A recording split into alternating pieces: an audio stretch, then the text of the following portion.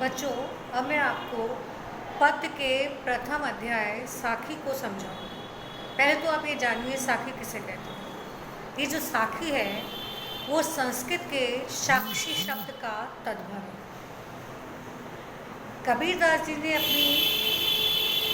अपने इन दोहों को साखी नाम इसलिए दिया क्योंकि उन्होंने इन समस्त दोहों में अपने अनुभव को वर्णित किया है। तो उनकी ये जो दोहे हैं ये उनके प्रत्यक्ष ज्ञान के साक्षी हैं, इसीलिए उन्होंने अपने इन दोहों को साखी नाम दिया। तो पहली साखी है, बलिहारी गुरु आपने ध्योहारी के बाद जिनी मानिष्टे देवता करत न लागी बात। प्रस्तुत साखी में कबीरदास जी ने गुरु की महानता का वर्णन किया है। वे अपने सदगुरु को संबोधित होकर कहते हैं कि बलिहारी गुरु आपने, कि हे गुरु, मैं आपके ऊपर बलिहारी अर्थात न्यौछावर होना चाहता हूँ ध्योहानी के बाद, किंतु दिन भर में मैं कितनी बार आपके ऊपर न्यौछावर हूँ। जिनी मानष्टे देवता करत न लागी बात, क्योंकि आपने मुझे जो ज्ञान प्रदत्त किया है उस ज्ञान के परिणाम स्वरूप मुझे मनुष्य से देवता बनने में जरा भी बार अर्थात देर नहीं। तो जिन गुरु ने अपने ज्ञान से मुझ साधारण मनुष्य को देवता की श्रेणी में लाकर खड़ा कर दिया, उस देवता स्वरूप गुरु की मैं दिन भर में कितनी ही बार उनके चरणों पर बलिहारी अर्थात न्यौछावर होना चाहता हूँ। यमक अलंकार है। दूसरी साखी है, सतगुरु की महिमा अनंत अनंत किया उद्गार, लोचन अनंत उघाड़िया अनंत दिखावर हाँ। प्रस्तुत साखी में भी कबीरदास जी ने अपने सदगुरु की महत्ता को प्रतिपादित किया है।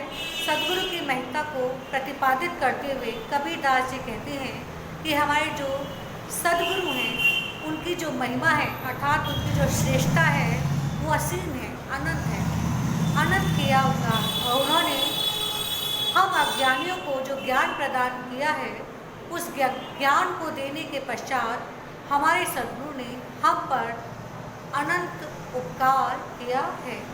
लोचन अनंत उघाड़ियाँ अनंत दिखावर हाँ। हमारे गुरु ने हमें ज्ञान देकर हमारे दिव्य चक्षुओं को खोल दिया है और अब हमें उस परम ब्रह्म का साक्षात्कार होने लगा है। कहने का आशय यह है कि कबीरदास जी कहते हैं कि हमारे गुरु ने जब हमें ज्ञान प्रदान किया तो उस ज्ञान के परिणाम स्वरूप हमने अपने ईश्वर के महत्व को समझ लिया, और जब हमने अपने ईश्वर के महत्व को समझकर उनमें अपने ध्यान को एकाग्र किया तो हमें उस परम ब्रह्म ईश्वर का साक्षात्कार हो गया। तीसरी साखी है, दीपक दिया तेल भरी बाती दई अघट, पूरा किया बिसाहुणा बहुरी ना आरोहण।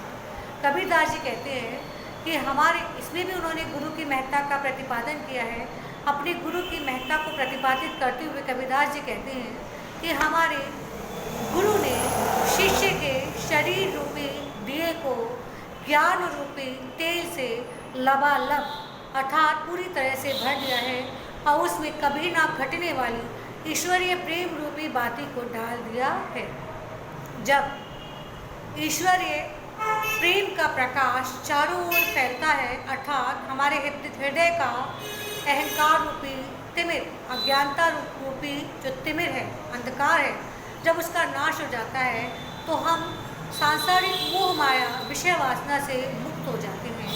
और जब हम सांसारिक विषय वासना से मुक्त हो जाते हैं तो हम क्या देखते हैं, गुरु द्वारा प्रदत्त ज्ञान के परिणाम स्वरूप हम क्या देखते हैं कि जिस संसार रूपी बाजार में हम क्रय विक्रय करने हेतु यहाँ उपस्थित हुए थे अर्थात ज्ञान प्राप्त करने से पूर्व जिस जन्म और मृत्यु के चक्र में हम फंसे हुए थे, अब हम उससे मुक्त हो गए हैं।